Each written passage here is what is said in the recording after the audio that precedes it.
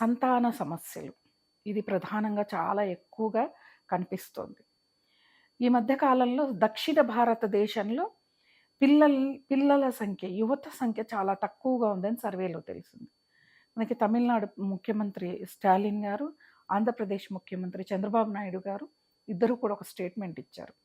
మీకు ఏదైనా రిజర్వేషన్లు కావాలి అనంటే మీరు ఇద్దరు పిల్లల్ని కనండి. ఎందుకంటే దక్షిణ భారతదేశంలో ఒక 20 ఏళ్లలో అసలు యువత అనేది ఉండదు. ఇప్పటికే రిటైర్మెంట్ అయిన వాళ్ళు, వృద్ధులు, 40 ఏళ్ళు దాటిన వాళ్ళే ఎక్కువగా ఉన్నారని చెప్పారు. నిజంగా అండి. సంతానం అనేది వద్దనుకుంటున్నారు. ఎందుకు అంటే ఆర్థిక పరంగా కష్టం. ఏంటిది?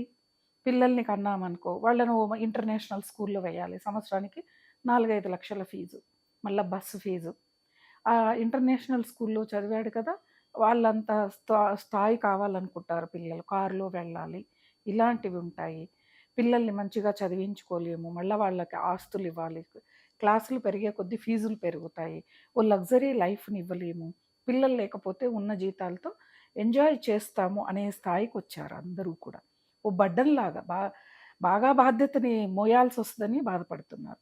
ఇంకా అమ్మాయిల విషయానికొస్తే వాళ్ళు కూడా ఎందుకు వద్దు అనుకుంటున్నారు అంటే, పిల్లల్ని కండము, మళ్ళా వాళ్ళు రాత్రిళ్ళు ఏడిస్తే లేవాలి, వాళ్ళకి అన్నాలు పెట్టాలి, వాళ్ళని తిప్పి తిప్పి అన్నాలు పెట్టాలి, వాళ్ళని ఓదార్చాలి.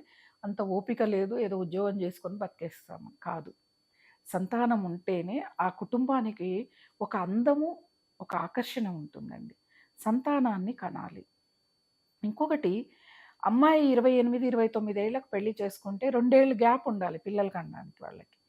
30 ఏళ్ళు దాటితే 30 ఏళ్ల తర్వాత ఇప్పుడు మనకున్న ఆహారపు అలవాట్లు, మన జీవన శైలి ప్రకారము మనకి పిల్లలు అవ్వటానికి ఆలస్యం అవుతుంది. లేకపోతే ఒకప్పుడు కాలంలో 50 ఏళ్ల వరకు, 55 ఏళ్ల వరకు కూడా కన్నారు. వాళ్ళు ఆరోగ్యంగా ఉన్నారు. వాళ్ళు చిన్న వయసులో పెళ్ళిళ్ళు చేసుకున్నారు. వయస్సులోనే పిల్లల్ని కన్నారు. వాళ్ళకు ఓపిక, శ్రద్ధ, గౌరవము, సమాజం పట్ల, ఇంట్లో వాళ్ళ పట్ల అన్నీ ఉన్నాయి వాళ్ళకి. కాబట్టి వాళ్ళు 55 ఏళ్ల వరకు కన్నారు. ఇప్పుడు 30 ఏళ్ళు దాటితే పిల్లలు పుడతారో లేదో అన్న సమస్య కూడా చాలా మందికొస్తుంది.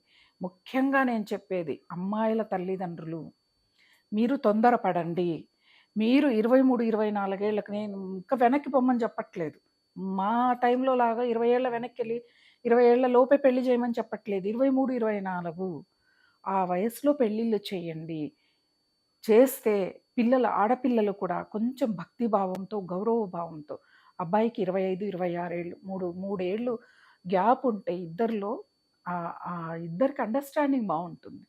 ఇలా మీరు చేసుకుంటే ఖచ్చితంగా సంతానం కలుగుతుంది.